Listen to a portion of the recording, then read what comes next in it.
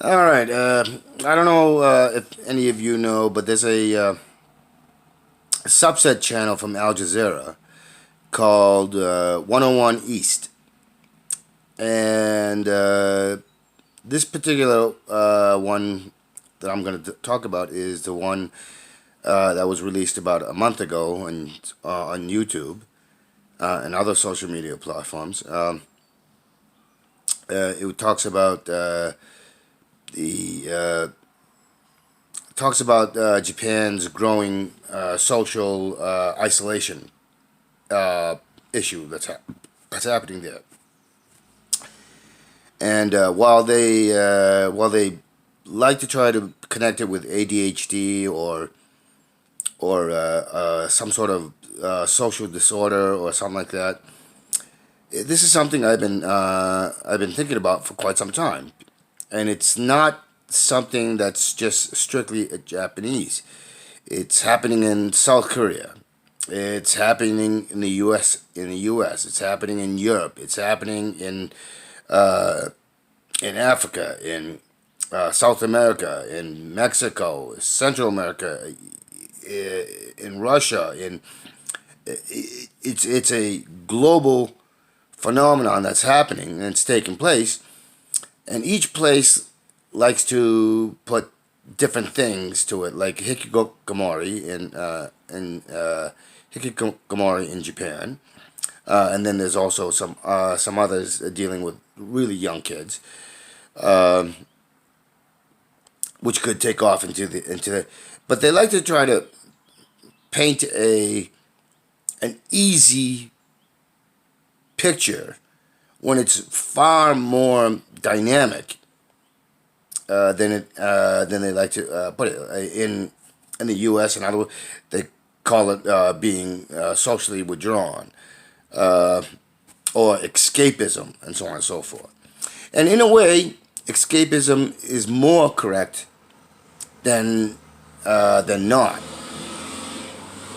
And the thing is, the entirety of the paradigm is that society at large, the dominant parts of society at large, uh, and I'm not talking about, when I say dominant, I'm not talking about the racial aspect. I'm talking about the dominant mental and aspect has been towards the dynamic of standards of a purely kind of blinder a blinder focus on a narrow tunnel vision focus on intelligence, which is so narrow it doesn't leave for the imagination and creativity that isn't in that narrow paradigm of of intelligence and intellect. It doesn't include the emotional aspect. Doesn't include um the societorial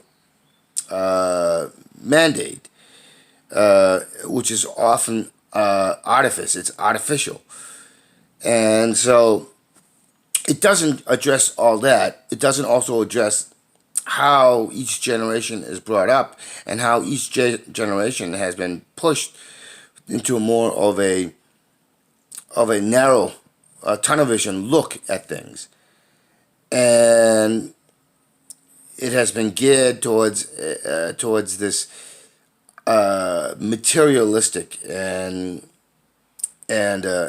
being famous so that you can be looked at.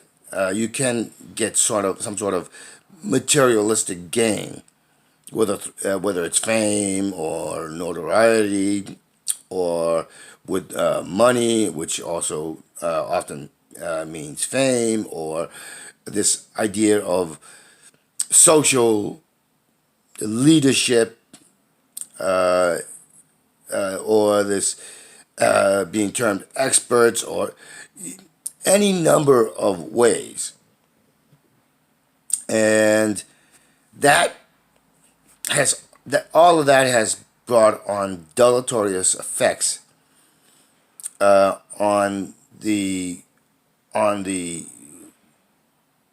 on a generation after generation. More and more of the generations become disincentivized, become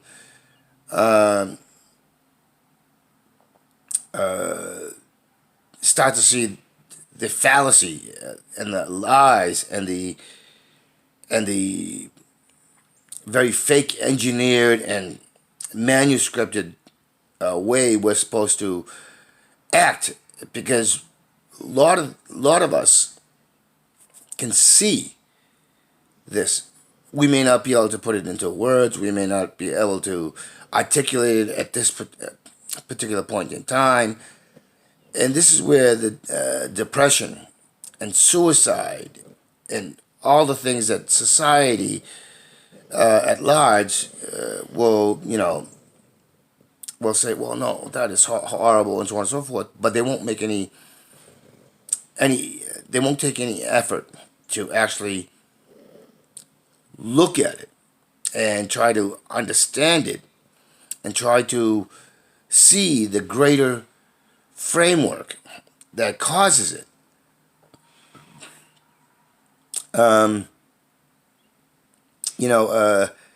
don't go out. I don't go out all that often. I basically go out just to get my monthly basic essentials, and I spend a lot of time on YouTube. I also do some other things like reading and so on and so forth, and research into the stuff that I do on my videos. But the reason is because oftentimes people like myself and others, and there's a growing number, and this recent COVID-19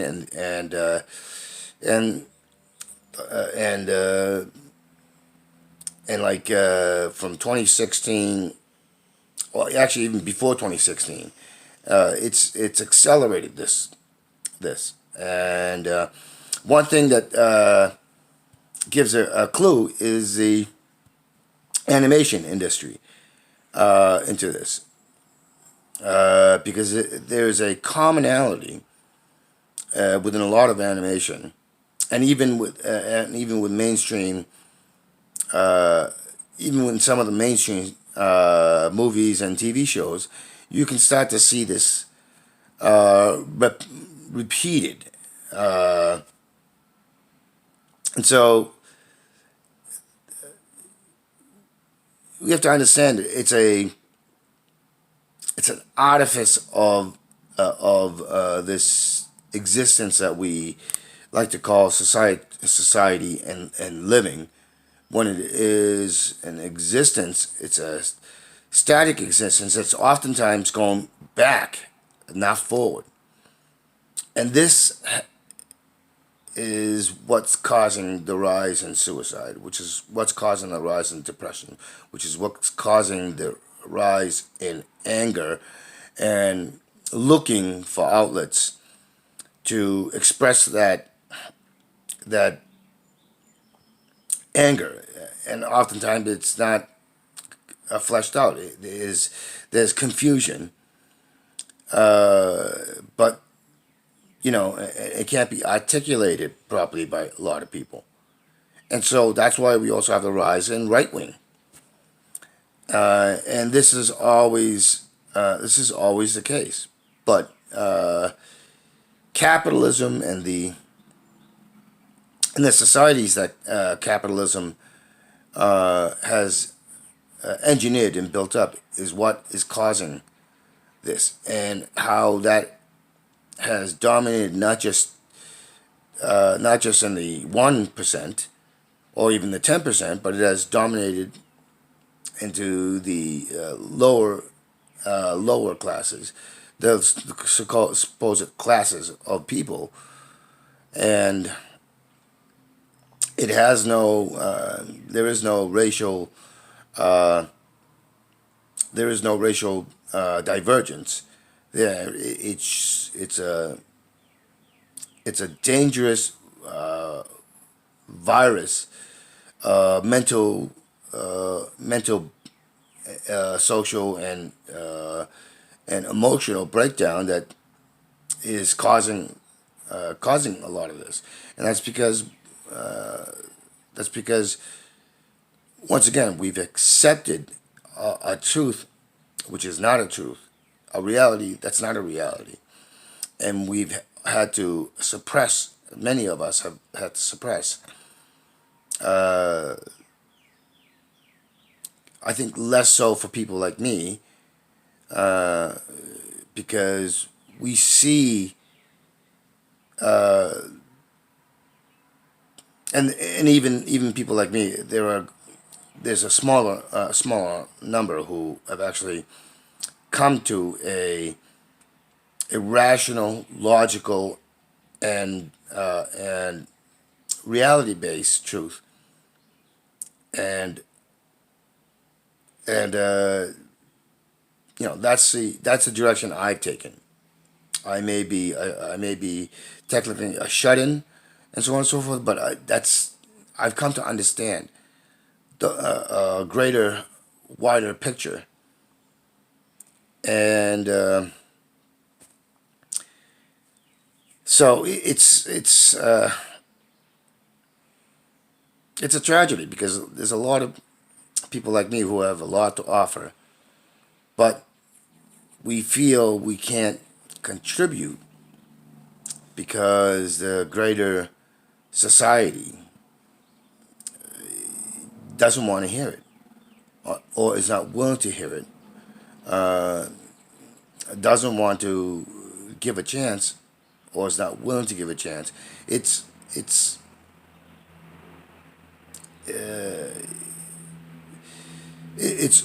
a lot of us get angry because it's like we feel like we're talking to a wall, that we're trying to have a conversation with a wall,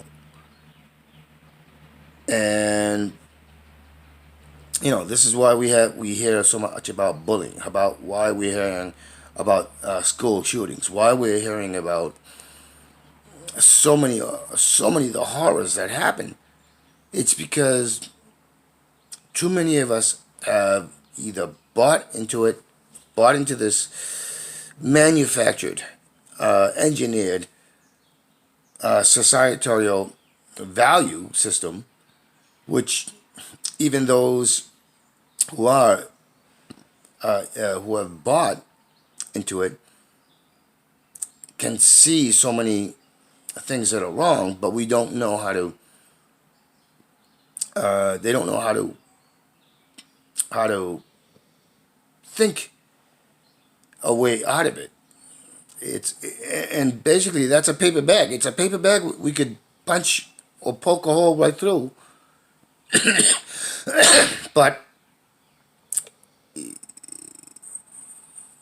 we're afraid to do so because we've lost any social cohesion, because we have a distrust that others will see the commonality with the issues we see, and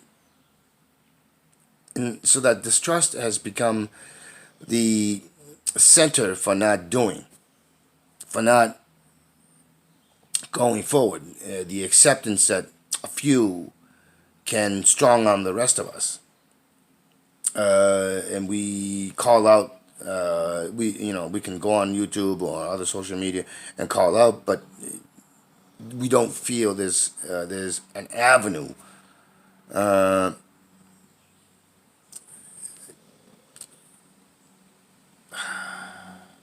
we don't feel there's a cohesion. And so it's self-defeating, which is why whenever I hear, it's just the way it is, or some other thing like that, it gets me angry. It gets me really angry. And I can't tell you how many times I've been out there talking about the stuff that I talk about on my videos, and I'm often surprised when something I say, they're like, "Oh yeah, that makes complete sense. Oh yeah, that's," and then and then just literally half a second later, they're it seems to have bled out, and they've come down with this amnesia, and then and they question, and they put in something of the social narrative, questioning something that they've actually come to the conclusion, and they actually even articulated properly in the argument from the discussion that I had, and they articulated what I was discussing perfectly, almost perfectly, and then they go to something. I was like, and this happens to me constantly, and this is part of the problem, is that within our school system, within our other social areas, and whether it's economics, whether it's family relations, it's everywhere. It's pervasive, and this is the sort of thing that brings about what 101 East is talking about, but it's something that's a worldwide issue. And so